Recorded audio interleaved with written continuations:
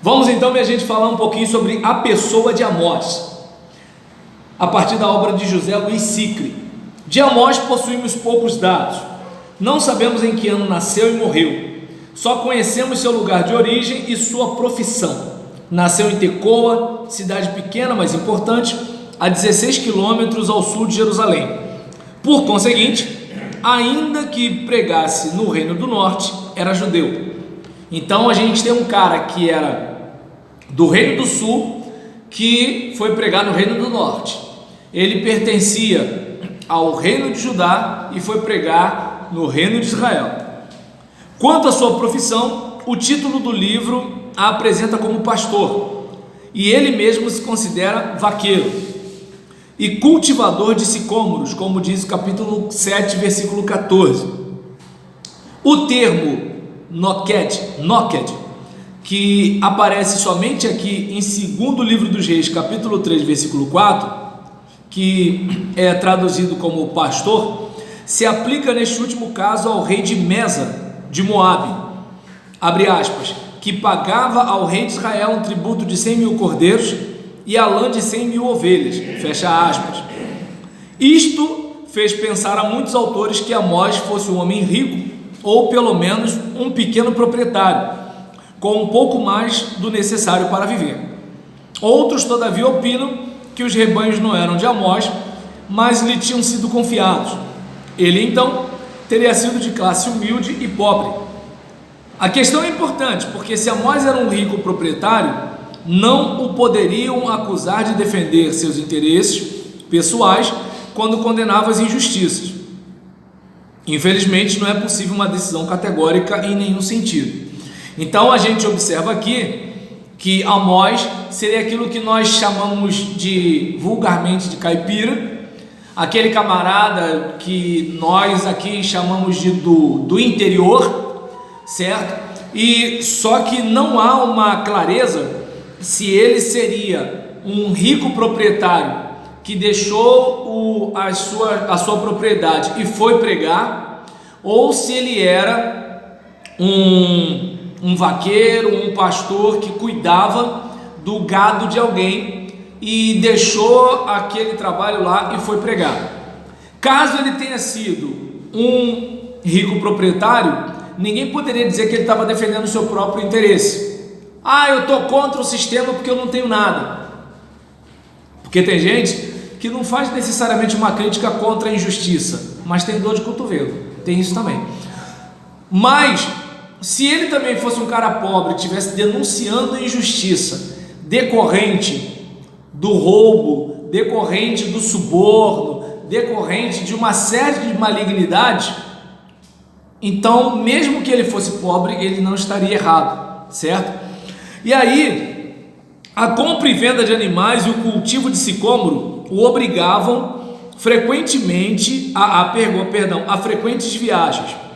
De fato, ao ler seu livro, encontramos um homem informado sobre certos acontecimentos dos países vizinhos, que conhece a fundo a situação social, política e religiosa de Israel.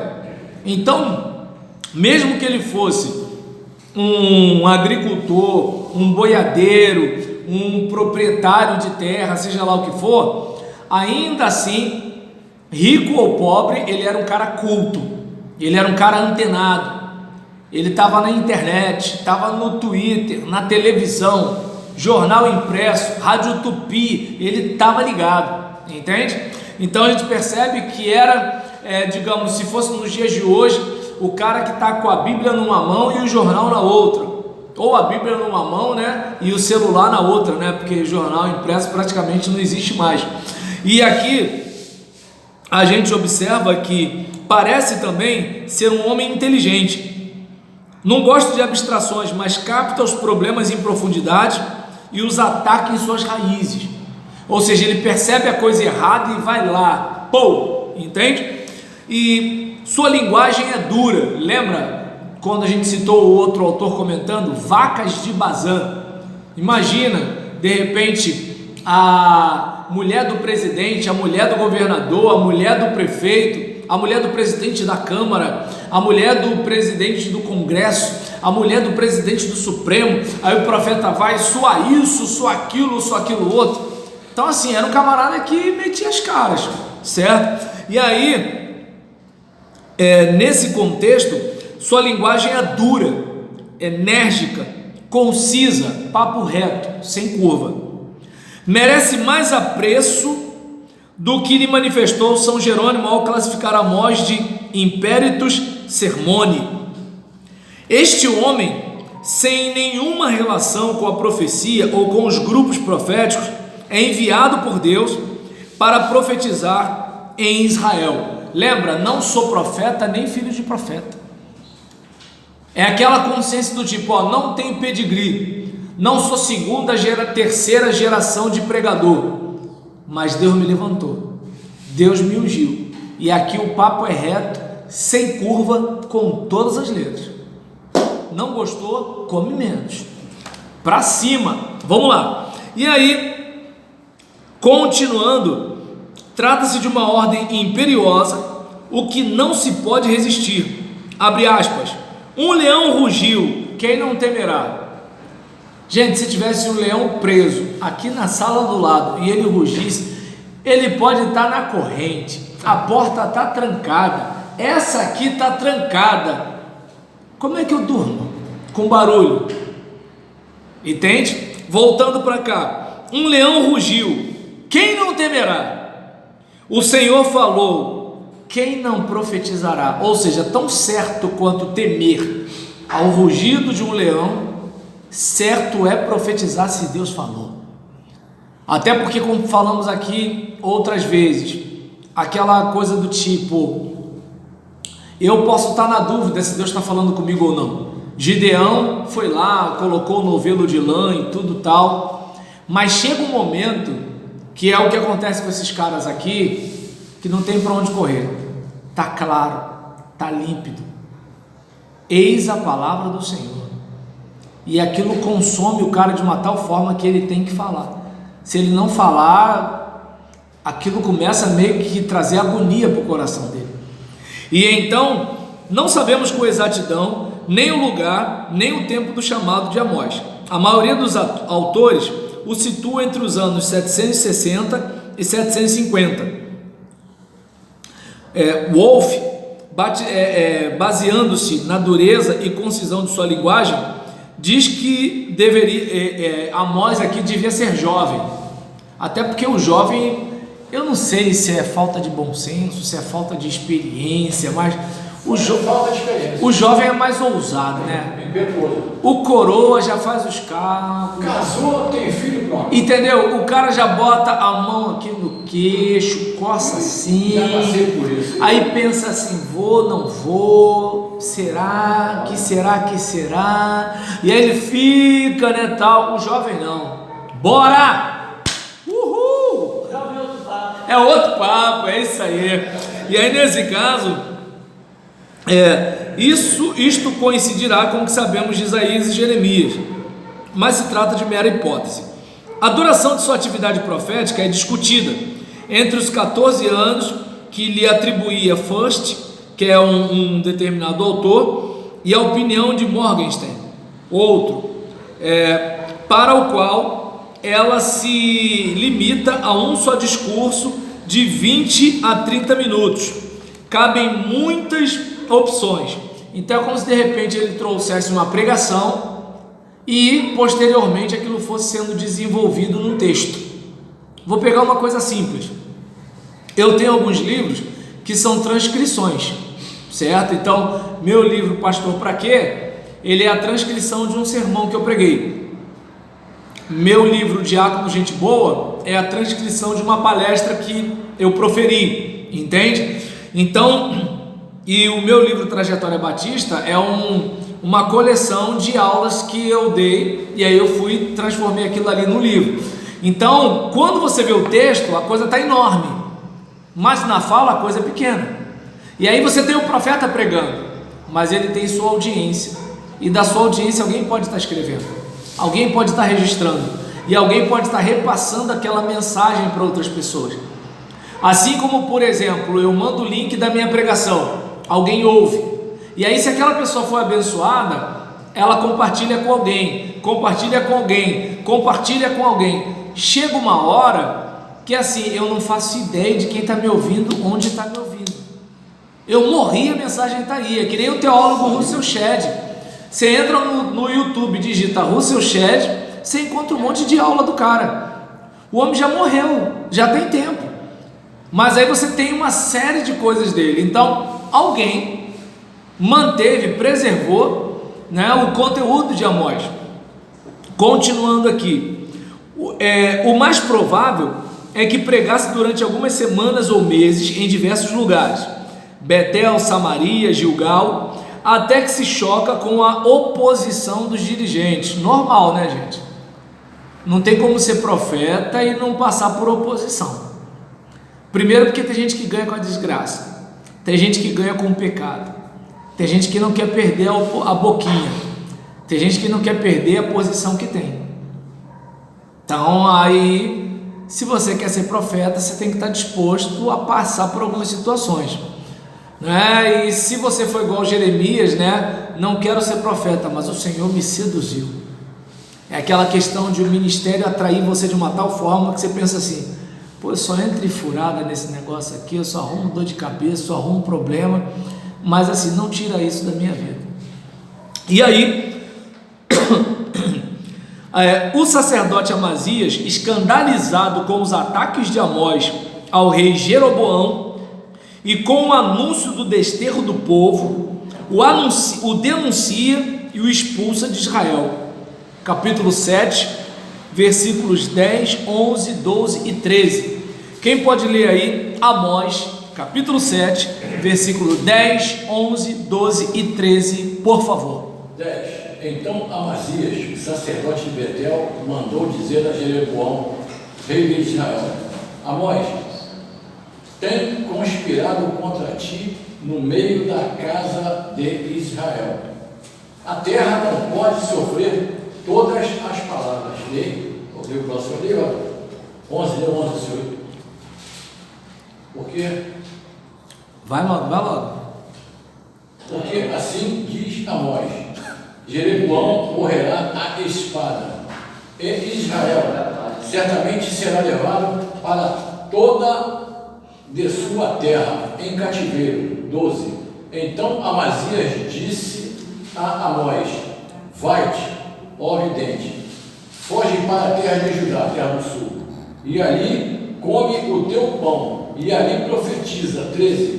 Mas em Betel, daqui por diante, já não profetizarás, porque é santuário do rei, e o templo do rei.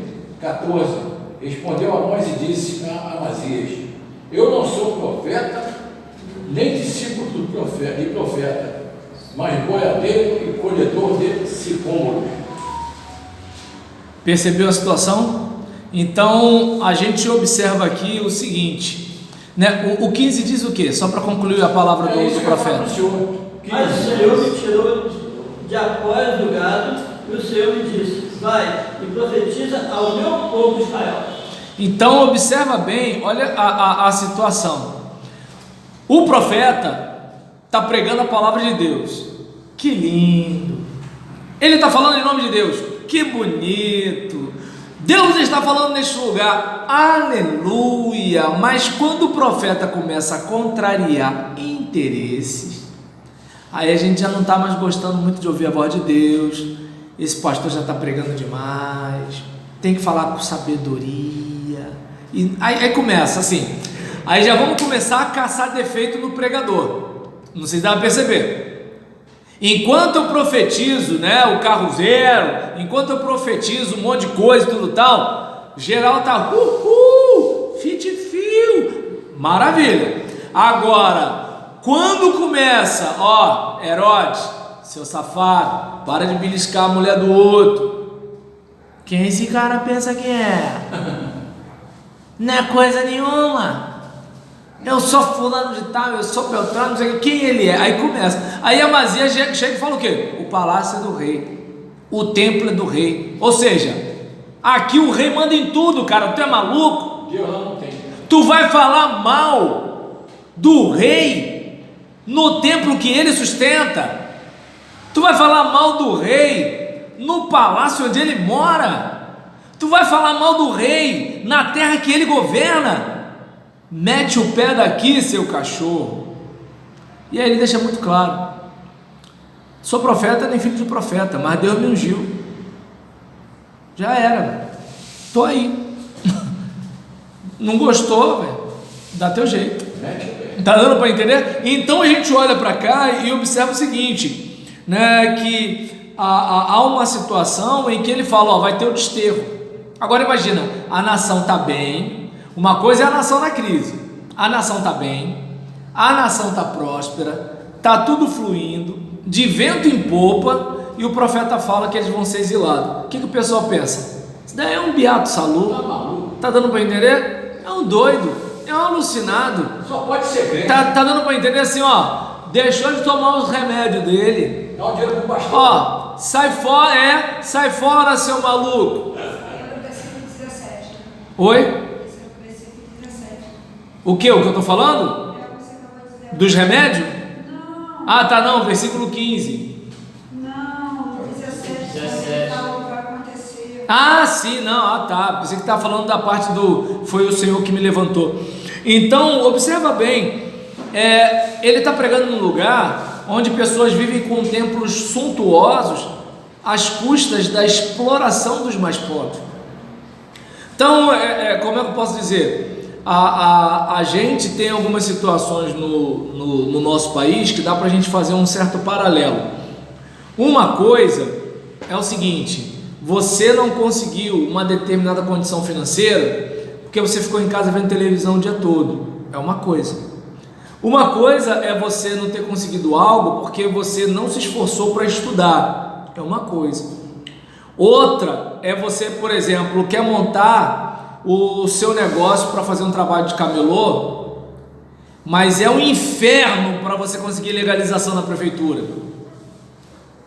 E aí a prefeitura recolhe o teu material, bota num lugar lá qualquer e tudo estraga. Só que quando vai ver, você já deu entrada no documento que já tem 1000 anos que está lá e eles não liberam o documento para você poder trabalhar. Ou seja, parece que é um sistema para você continuar ali, ó, na morrinha. A gente tem pandemia de coronavírus e ninguém se mete com o transporte público. Aí você está lá respirando aquele mesmo ar do trem lotado, do ônibus lotado com os outros. E tem uns caras que, para não sujar a máscara, tira a máscara, tosse na tua cara e depois bota a máscara de novo. E aí você tem, por exemplo, gente da mais alta corte dizendo que a gente não pode ficar deixando a igreja aberta porque, né, igreja aberta é um problema. Igreja está um de costa para o outro, né? A pessoa está cantando na nuca do irmão. E igreja, tu chega, por exemplo, eu fui pregar num determinado lugar que tinha um baile lá, né? Eu preguei domingo de manhã e o baile foi na madrugada de sábado para domingo. Onde foi esse baile? Não sou nem maluco de falar. Aí nisso, o que acontece? Tô eu esperando o pessoal da igreja ir até onde eu estava para me buscar, né? Porque era um condomínio muito grande. E aí, nesse caso, né, enquanto eu estou esperando, né, o carro do pessoal vindo, né, para me buscar, para depois eu ir com eles seguindo com o meu carro, né, porque eu não ia entrar sozinho naquele condomínio. E aí, nesse caso, né, eu estou vendo uma turma de gente vindo, uma turma de gente. E aí eu estava me perguntando, cadê a guarda municipal? Cadê a polícia que detém as senhorinhas de garrafa de água mineral que estão fazendo caminhada na praia? Cadê a rede de televisão? Cadê a corte para julgar essa causa? Ou seja, você percebe que é um sistema para manter o pobre na desgraça. Entende? Meio que assim, ó, continua do jeito que está para você ser apenas lenha para a gente consumir e a gente continuar com a vida que a gente tem. Entende? E detalhe, e você que está querendo um lugar ao sol, você tem que se desdobrar. Por quê? O professor vive faltando, a escola pública vive doente. Na escola particular, se o professor começar a faltar, vai começar a ter problema. Mas na escola pública, No hospital público, o médico vai dormir no beliche, vai fazer graça no hospital particular. A galera tá pagando, o que que faz? Vou para outro. Faz queixa, um monte de coisa. Então aí você vai vendo que, por exemplo, há situações que parece que contribuem para isso. E o profeta se sente alguém chamado por Deus para dizer: isso está errado, isso afronta Deus, isso embrulha, né? Isso dá nojo em Deus. Então é o seguinte: rei, fique esperto, tua hora vai chegar, tua fatura vai chegar. E ó, não sou peixe de ninguém não, Deus me levantou, só esperar. E tenho dito, hashtag pronto falei.